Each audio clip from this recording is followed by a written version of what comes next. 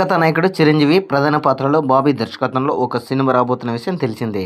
నేడు చిరంజీవి పుట్టినరోజు సందర్భంగా టీం అప్డేట్ ఇచ్చింది.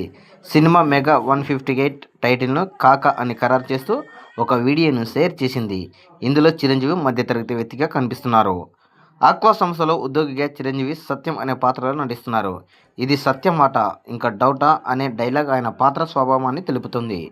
ఇందులో కనిపించిన ఐ లవ్ డాడీ అనే చైన్కి ఫ్లాష్ బ్యాక్లో ఆయనకి తండ్రితో అనుబంధం ఉండే అవకాశం ఉన్నట్లు తెలుస్తుంది.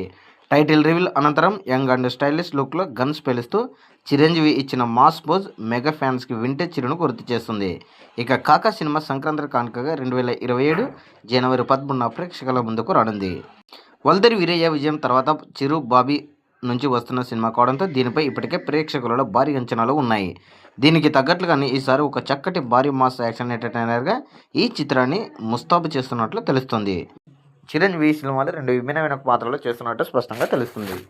మరి కాకా యొక్క గ్లిప్సంపై మీ యొక్క అభిప్రాయాన్ని కామెంట్ సెక్షన్ తెలియజేయండి.